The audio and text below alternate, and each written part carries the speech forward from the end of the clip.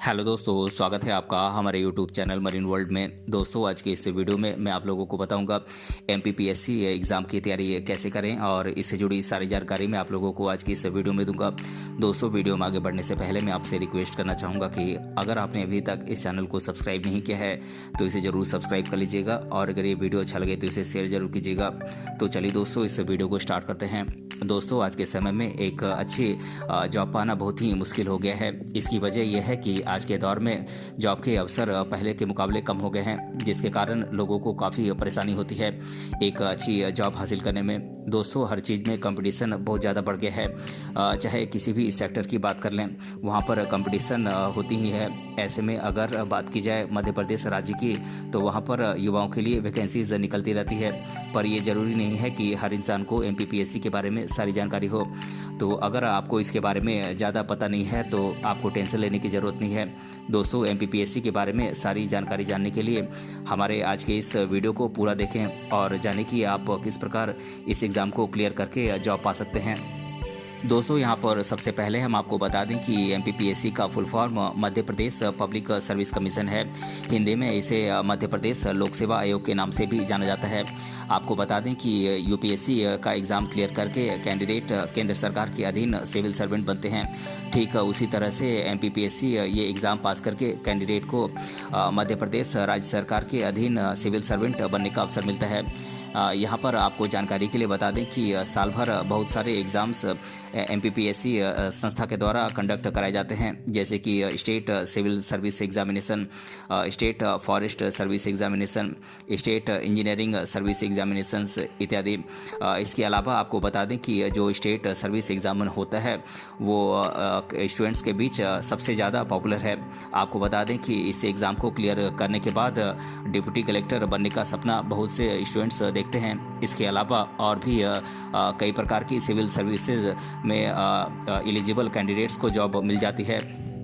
दोस्तों, अब हम आपको बता दें कि एमपीपीएससी में भाग लेने वाले कैंडिडेट्स को कौन कौन से पोस्ट पर काम करने का मौका मिल सकता है। तो उनमें से कुछ मैं पॉपुलर पोस्ट के बारे में आप लोगों को बता देता हूं। दोस्तों, ये पोस्ट हैं, आप एमपीपीएससी क्लियर करके डिप्टी कलेक्टर बन सकते हैं, आप डिप्टी सुपरिटेंडेंट ऑफ पुलिस यानी कि डीएसपी बन सकते हैं, आप सेल्स टैक्स इंस्पेक्टर बन सकते हैं, आप कॉमर्शियल टैक्स ऑफिसर बन सकते हैं, आप ट्रांसपोर्ट सब इंस्पेक्टर बन सकते हैं, आप स्कूल डिपार्टमेंट में जा सकते हैं, आप पॉपुलेशन डिपार्टमेंट में जा सकते हैं, आप लेबर ऑफिसर बन सकते हैं, आप जेल सुपरिटेंडेंट बन सकते हैं, आप असिस्टेंट जेलर बन सकते हैं, रेवेन्यू डिपार्टमेंट में जा सकते हैं, फिनांस डिपार्टमेंट में जा सकते हैं, आप असिस्टेंट लेबर ऑफिसर बन सकते हैं, आप डिस्ट्रिक्ट एक्साइज ऑफिसर बन सकते हैं, आप एक्साइज सब इंस्पेक्टर बन सकते हैं, आप डिस्ट्रिक्ट कमांडेंट होमगार्ड्स में जा सकते हैं, आप एरिया ऑर्गेनाइजर बन सकते हैं। दोस्तों, ये कुछ पोस्ट हैं जो कि आप अगर एमपीपीएससी एग्ज़ाम क्लियर करते हैं तो आपको ये इन पदों पर आपको नियुक्ति दी जाती है। दोस्तों, इंटरेस्टेड कैंडिडेट एमपीपीएससी में भर्ती होने के लिए ऑनलाइन अप्लाई कर सकते हैं। आपको बता दें कि इसके लिए उन्हें कुछ ज़रूरी डॉक्यूमेंट्स के साथ एमपीपीएससी की ऑफिशियल वेबसाइट पर जाकर एप्लीकेशन फॉर्म भरना होगा। आपको बता दें कि फॉर्म में कैंडिडेट से कुछ इंपॉर्टेंट बातें पूछी जाएंगी, जैसे कि उनका नाम, फादर का नाम, घर का एड्रेस इत्यादि। तो सारी जानकारी आप सही तरीके से भरें और एक बार चेक ज़रूर कर लें कि आपने कहीं कोई गलती तो नहीं की है। इस प्रकार जब आप अपना एप्लीकेशन फॉर्म सही तरीके से भर देंगे तो आप इसे सबमिट कर दें और फिर आपको कुछ दिनों के बाद एग्ज़ाम के लिए बुलाया जाएगा। फिर एग्ज़ाम में शामिल होने के बाद अगर आप सफल हो जाते हैं तो आपको एमपीपीएससी के तहत जॉब मिल जाती है। दोस्तों, एमपीपीएससी की तैयारी कैसे करें, ये जानने से पहले आप ये जान लीजिए कि इसके लिए आप में क्या क्या किन किन योग्यताओं का होना ज़रूरी है। तो दोस्तों, कैंडिडेट भारत का नागरिक होना चाहिए और कैंडिडेट ने किसी भी मान्यता प्राप्त संस्थान से कम ग्रेजुएशन की डिग्री हासिल किया हुआ होना चाहिए और जो स्टूडेंट अपनी ग्रेजुएशन के आखिरी साल में हैं वो भी इस एग्ज़ाम में भाग ले सकते हैं। और इंटरेस्टेड कैंडिडेट की मिनिमम एज 21 साल हो सकती है और अधिकतम 35 साल हो सकती है। जो कैंडिडेट किसी रिजर्व्ड कैटेगरी से संबंध रखते हैं उन्हें एज लिमिट में छूट मध्य प्रदेश सरकार के निर्देश के अनुसार दी जाती है। दोस्तों, अगर आप ये जानना चाहते हैं कि एमपीपीएससी एग्ज़ाम की तैयारी कैसे करें, तो उससे पहले आपके लिए ये ज़रूरी है कि आप इस एग्ज़ाम के पैटर्न को अच्छी तरीके से समझ लें। इस प्रकार से आपके एग्ज़ाम में पास होने के ज़्यादा चांस होते हैं। दोस्तों, यहाँ पर मैं आप लोगों को बता दूं कि इस एग्ज़ाम के 3 चरण होते हैं। पहला है एमपीपीएससी प्रीलिम्स एग्जामिनेशन, और दूसरा है एमपीपीएससी मेंस एग्ज़ाम, और तीसरा है एमपीपीएससी इंटरव्यू। दोस्तों, बात करें एमपीपीएससी प्रीलिम्स एग्ज़ाम की, तो एमपीपीएससी प्रीलिमिनरी एग्ज़ाम में स्टूडेंट्स को 2 पेपर करने होते हैं। आपको जानकारी के लिए बता दें कि जो पहला पेपर होता है वो जनरल स्टडीज़ पर आधारित होता है। ये पेपर काफ़ी इम्पोर्टेंट होता है। इस पेपर में स्टूडेंट को 200 मार्क्स के 100 ऑब्जेक्टिव टाइप क्वेश्चन सॉल्व करने होते हैं। आपको बता दें कि इसके लिए 2 घंटे का समय कैंडिडेट को मिलता है। उसके बाद फिर उसी दिन स्टूडेंट्स को जनरल एप्टीट्यूड टेस्ट में भाग लेना होता है।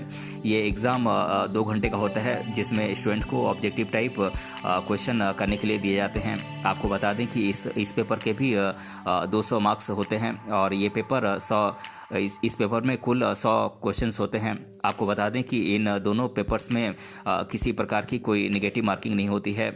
दोस्तों, बात करें एमपीपीएससी के मेंस एग्ज़ाम की, तो जितने भी एलिजिबल कैंडिडेट एमपीपीएससी की प्रीलिम्स एग्ज़ाम में पास हो जाते हैं, उसके बाद उन्हें दूसरे चरण में भाग लेना होता है। यहाँ पर बता दें कि इसमें उन्हें मेंस एग्ज़ाम में भाग लेना होता है, जिसमें 6 पेपर्स सॉल्व करने होते हैं। यहाँ पर आपको बता दें कि ये पेपर्स हैं GS paper 1, GS paper 2, GS paper 3। ये तीनों पेपर मिला के 300 मार्क्स के होते हैं, और जीएस पेपर 4 जो कि 200 मार्क्स का होता है, और हिंदी के 2 पेपर होते हैं। एक हिंदी क्वालिफाइंग नेचर का होता है, और दूसरा हिंदी ऐसे पेपर का होता है। दोस्तों, जो हिंदी ऐसे पेपर है वो 100 मार्क्स का होता है, और हिंदी क्वालिफाइंग वो 200 मार्क्स का होता है। दोस्तों, जो स्टूडेंट एमपीपीएससी के प्रीलिम्स और मेंस एग्ज़ाम को क्वालिफाई कर लेते हैं, उन्हें एमपीपीएससी के इंटरव्यू के लिए बुलाया जाता है। दोस्तों, यहाँ पर आपको बता दें कि ये इंटरव्यू काफ़ी इम्पोर्टेंट होता है, क्योंकि अगर इसमें कैंडिडेट असफल हो जाते हैं तो उनका सिलेक्शन नहीं होता है। इस इंटरव्यू में कैंडिडेट से कई प्रकार के क्वेश्चंस पूछे जाते हैं, तो इसीलिए स्टूडेंट को एग्ज़ाम के साथ साथ इंटरव्यू की तैयारी भी बेहतर तरीके से करनी होती है। इस प्रकार से जो सबसे एलिजिबल कैंडिडेट होते हैं, उन्हें मध्य प्रदेश राज्य सरकार के अंतर्गत सिविल सर्वेंट बनने का मौका मिलता है। दोस्तों, बहुत सारे स्टूडेंट ये सोच कर परेशान रहते हैं कि एमपीपीएससी एग्ज़ाम की तैयारी कैसे करें, क्योंकि उन्हें समझ में नहीं आता है कि वो किस तरह से इस एग्ज़ाम की तैयारी कर सकते हैं। यहाँ पर आपकी जानकारी के लिए बता दें कि कैंडिडेट को सिलेबस की जानकारी होना बेहद ज़रूरी है। अगर आपको इसके सिलेबस के बारे में मालूम नहीं है, तो मैं आप लोगों को इस एग्ज़ाम का सिलेबस बता देता हूँ। दोस्तों, यहाँ पर सबसे पहले मैं आप लोगों को एमपीपीएससी प्रीलिम्स एग्ज़ाम के सिलेबस के बारे में बता देता हूँ। दोस्तों, इस एग्ज़ाम में 2 पेपर होते हैं। बात करें जनरल स्टडीज़ पेपर के सिलेबस की, तो इसका सिलेबस है general science and environment, current events of national and international importance, history of India and independent India, Indian history, Indian polity and economy, sports, geography, history and culture of Madhya Pradesh, polity and economy of Madhya Pradesh, और information and communication technology.